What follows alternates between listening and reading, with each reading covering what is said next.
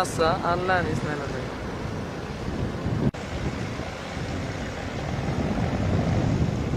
এখানে দেশের বিভিন্ন প্রান্ত থেকে এখানে গরু আসে, বলতে গেলে সারা বাংলাদেশ থেকে এখানে গরু আসে।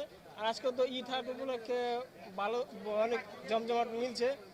বিক্রেতা এবং ক্রেতা দুজনেই খুশি আছে এবং দামও মোটামুটি ক্রেতার নাগালে আছে এবং বিক্রেতারও মোটামুটি খুশি। ভাই বিরাট এক কোরবানির গরু ছাগলের হাট আসছে আগামী পবিত্র কোরবানির ঈদ উপলক্ষে শিবচর পৌরসভার পাশে দাদাভাই উপশহরে বিরাট কোরবানির গরু ছাগলের হাট। হাটের সার্বিক পরিস্থিতি আপনার খুবই ভালো। আমরা আগে যা শুনছিলাম যে আজকে হাটের গরুর দাম একটু কম, তুলনামূলক আসার পরে দেখে কম না, মোটামুটি দাম ঠিক আছে। গৃহস্থদের যেই দাম হলে হয় এরকমই দামও ভালো আছে এবং বেচা কিনো হইতেছে হাটে খুবই ভালো।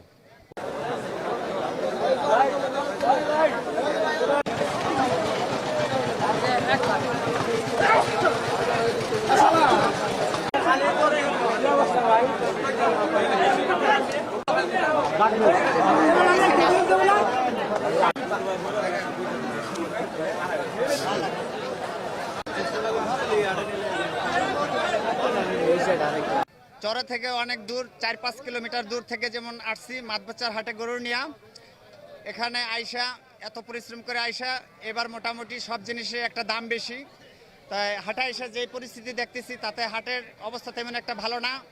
মোটামুটি প্রত্যেক গরুতেই দেখা যায় যে একটু লসের দিকটা, যেই চিন্তা ভাবনাটা করছি সেটা অ্যাকচুয়ালি যেমন হইতেছে না, তুলনামূলক দামটা একটু কম, তাতে আমাদের একটু লসের সংখ্যাটাই বেশি দেখা যাইতেছে।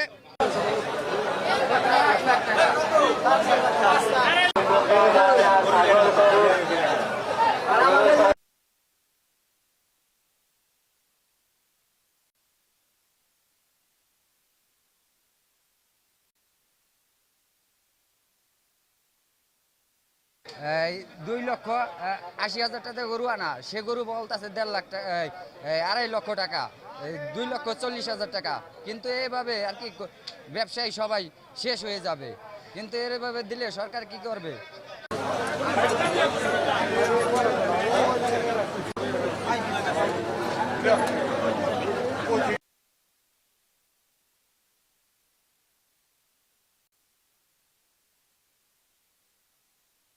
গরুর দাম বাজার প্রতি অনেক কম, বাজারের তুলনায় আমরা যে গৃহস্থ খাদ্য যে দাম এই তুলনায় একটা গরুতে 15,000-20,000 টাকা কম, চালানো থেকে 15-20,000 টাকা লস হয়ে যায় আমাদের। এই অবস্থা বাজারের পরিস্থিতি। কাস্টমার যে গরুর দাম আছে 1 লাখ, আয়া দাম করে 80,000, যে গরুর দাম আছে 1,20,000, আয়া দাম করে 1 লাখ।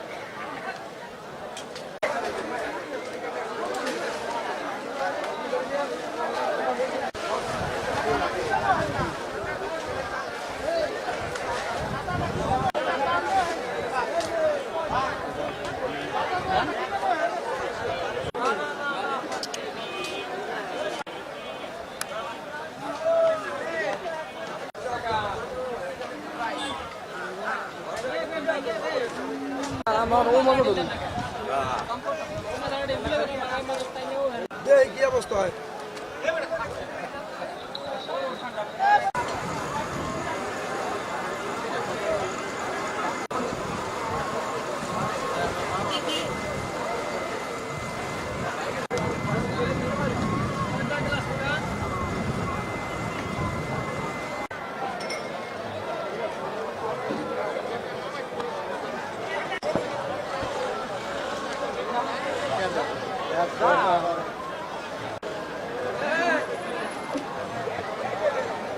ভাই